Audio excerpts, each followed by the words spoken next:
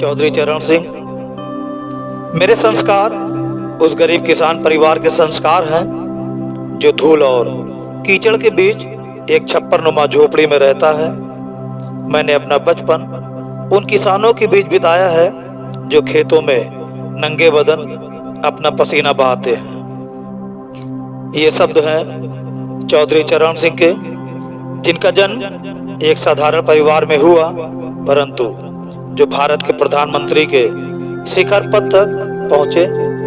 इनका जन्म 23 दिसंबर 1902 को उत्तर प्रदेश के मेरठ जिले में स्थित नूरपुर ग्राम में हुआ था। इनके पिता चौधरी मीर सिंह एक साधारण किसान थे। इनकी मां का नाम नेत्र कौर था।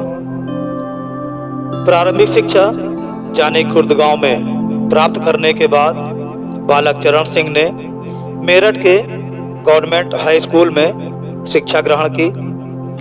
आगरा कॉलेज से इन्होंने विज्ञान विषय में स्नातक तथा इतिहास विषय में स्नातकोत्तर एमए की उपाधि प्राप्त की। इसके पश्चात उन्होंने मेरठ कॉलेज से कानून की उपाधि एलएलबी प्रथम श्रेणी में प्राप्त कर गाजियाबाद दीवानी अदालत में वकालत प्रारंभ की। आजादी के महासमर में अंग्रेजों के विरुद्ध स्वतंत्रता की लड़ाई में चौधरी चरण सिंह ने बढ़ चढ़कर योगदान किया। 1930 में जब महात्मा गांधी ने डांडी मार्च कर नमक कानून तोड़ो आंदोलन चलाया, तब गाजियाबाद में यह बीड़ा उठाया। नौजवान चरण सिंह ने गाजियाबाद के लोनी नामक गांव में उन्होंने नमक बनाया। उन्हें नमक कानून तोड़ने के जुर्म में 6 महीने की सजा सुनाई गई। आजादी की लड़ाई में उनकी ये पहली जेल यात्रा थी। 9 अगस्त 1942 को भारत छोड़ो आंदोलन प्रारंभ हुआ तथा गांधी जी ने देशवासियों से करो या मरो का आह्वान किया। ऐसे समय में पश्चिमी उत्तर प्रदेश के मेरठ संभाग में बगावत की बागडोर युवक चरण सिंह ने संभाली। भूमिगत रहकर उन्होंने गाजियाबाद, हापुड़, मवाना, सरधना, बुलंदशहर तथा आसपास के गांवों में क्रांतिकारियों का गुप्त संगठन बनाया। इस संगठन ने अंग्रेजी प्रशासन को ठप करने की मुहिम चलाई। कृषि और कृषकों के हित में किए गए कार्य। 15 अगस्त सन 1947 में देश आजाद हुआ। केंद्र सरकार के साथ ही उत्तर प्रदेश में मंत्रिमंडल का गठन हुआ। इस मंत्रिमंडल में स्वायत्त शासन और स्वास्थ्य विभाग में सभा सचिव का दायित्व चौधरी चरण सिंह को मिला। उनकी छवि एक कुशल, कर्मठ और ईमानदार प्रशासक के रूप में थी। उन्हें जमींदारी उन्मूलन विधेयक तैयार करने का काम सौंपा गया। यह विधेयक 1 जुलाई 1952 से लागू हुआ। इसकी प्रशंसा विदेशी विद्वानों ने भी की। इस विधेयक का सर्वाधिक लाभ दलितों और पिछड़े वर्गों को हुआ। पटवारियों के शोषण से किसानों को मुक्ति दिलाकर चौधरी चरण सिंह ने लेखपालों की नियुक्ति की। 1954 में लागू चकबंदी अधिनियम भी चौधरी चरण सिंह का एक क्रांतिकारी कदम था। चकबंदी से किसानों को यह लाभ हुआ कि उनकी फसलों की सुरक्षा तथा सिंचाई के लिए पानी का प्रबंध सुविधाजनक हो गया। इससे मानव श्रम की बचत तथा कृषि उपज में वृद्धि भी संभव हो सकी। इन्होंने इसी वर्ष उत्तर प्रदेश में भूमि संरक्षण कानून भी पारित कराया। इस योजना का लक्ष्य मिट्टी की प्रकृति के अनुरूप खादों का प्रयोग कर कृषि उपज में वृद्धि करना था। गरीब किसानों के हित में चौधरी चरण सिंह ने कृषि आपूर्ति संस्थानों की योजना चलाई। इस योजना के अंतर्गत किसानों को सस्ती खाद, बीज आदि की सुविधाएं प्राप्त हुई। कृषि मंडियों में किसानों के शोषण को रोकने के लिए आजादी के बाद 1949 में जो मंडी समिति कानून अस्तित्व में आया वह भी चौधरी चरण सिंह के विचारों पर आधारित था। मुख्यमंत्री एवं प्रधानमंत्री के रूप में चौधरी चरण सिंह 1967 में इन्होंने कांग्रेस पार्टी को छोड़ दिया और 3 अप्रैल को विरोधी दलों की संयुक्त सरकार बनने पर ये पहली बार मुख्यमंत्री चुने गए। 1970 में ये दोबारा फिर उत्तर प्रदेश के मुख्यमंत्री चुने गए। 1977 में आपातकाल के बाद आम चुनाव हुए। चुनाव में जनता पार्टी केंद्रीय सत्ता में आई। चौधरी साहब पहली बार लोकसभा के सदस्य बने।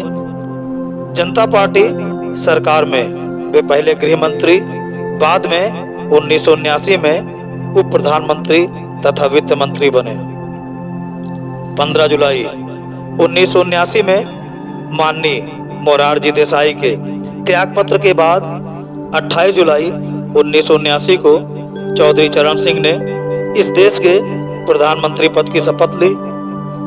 प्रधानमंत्री का पद संभालने के बाद चौधरी चरण सिंह ने राष्ट्र के नाम एक संदेश में कहा, हमें गरीबी मिटाना है और प्रत्येक नागरिक के जीवन की मूलभूत आवश्यकताओं को पूरा करना है। हमारे राष्ट्रीय नेताओं के लिए यह सुनिश्चित करने से बेहतर कोई देशभक्तिपूर्ण लक्ष्य नहीं हो सकता कि कोई भी बालक भूखा नहीं सोए, किसी परिवार को अपने अगले दिन के भोजन की चिंता नहीं हो और किसी भी भारतीय का भविष्य और क्षमताएं कुपोषण के कारण अवरुद्ध न हो पाए। उन्होंने भारत के 33वें स्वतंत्रता दिवस पर ऐतिहासिक लाल किले पर राष्ट्रध्वज फहराया। लाल किले की प्राचीर से राष्ट्र को संबोधित करते हुए कहा, राष्ट्र तभी संपन्न हो सकता है जब उसके ग्रामीण क्षेत्र का उन्नयन किया गया हो तथा ग्रामीण लोगों की क्रय शक्ति अधिक हो। जातिवाद के विरोधी चौधरी चरण सिंह जातिवाद को भारतीय राष्ट्रीयता के लिए सबसे बड़ा खतरा मानते थे। उनका स्पष्ट विचार था कि जातिवाद के दुष्परिणाम के कारण हम भारतीयों ने सैकड़ों साल गुलामी का जुआ अपने कंधे पर ढोया। 1967 में मुख्यमंत्री बनने के बाद चौधरी चरण सिंह ने एक शासकीय आदेश पारित करवा दिया कि जो संस्थाएं किसी जाति विशेष के नाम से चल रही है उनका शासकीय अनुदान बंद कर दिया जाएगा। इस आदेश के तुरंत बाद अग्रवाल कॉलेज महाराजा अग्रसेन कॉलेज में, रस्तोगी कॉलेज महाराजा हरिश्चंद्र कॉलेज में और जाट कॉलेज महर्षि दयानंद और वैदिक कॉलेज जैसे नामों में बदल गए थे। ऐसे काम चौधरी चरण सिंह जैसे संकल्पशील और निर्भीक व्यक्ति ही कर सकते थे।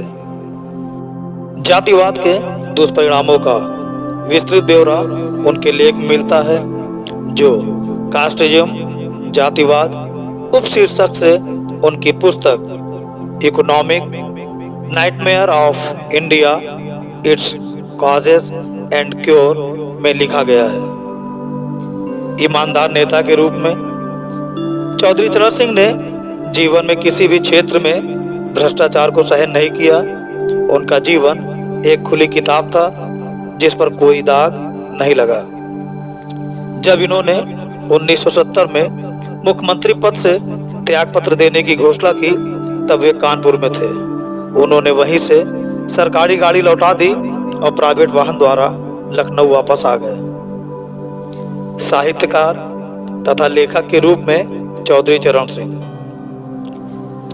सिंह राजनीतिक नेता के साथ साथ विचारक, लेखक तथा सुधारक भी थे।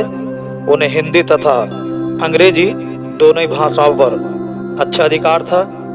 इनकी पुस्तक economic nightmare of India, its causes and cure अर्थात भारत की भयावह आर्थिक स्थिति, कारण और निदान देश विदेश में चर्चित रही। अपनी पुस्तक land reforms in UP and the कोलक्स में इन्होंने उत्तर प्रदेश में भूमि सुधारों तथा जमींदारी उन्मूलन का विशद विवेचन किया है। 1941 में जब व्यक्तिगत सत्याग्रह के आंदोलन के तहत बरेली सेंट्रल जेल में बंद थे, उस समय उन्होंने अपने बच्चों को पत्र लिखे जिनमें उन्हें शिष्टाचार की शिक्षा दी। इन पत्रों को बाद में शिष्टाचार शीर्षक के अंतर्गत पुस्तक के रूप में प्रकाशित किया गया। इसके अतिरिक्त हमारी गरीबी कैसे मिटे, India's economic policy, the Gandhian blueprint, राष्ट्र की दशा, आर्थिक विकास के सवाल, बौद्धिक दिवालियापन आदि लेख एवं पुस्तकें प्रसिद्ध हैं। चरण सिंह मूलतः ग्रामीण भावना से जुड़े हुए भारत के पिछड़े वर्गों, किसानों के प्रिय और बेझिझक सच बोलने वाले नेता थे। भारत के जुझारू नेता 29 मई 1987 को हमेशा के लिए किसान घाट नई दिल्ली पर चिर निद्रा में लीन हो गए। भारत अपने इस महान किसान नेता को सदा याद करता रहेगा।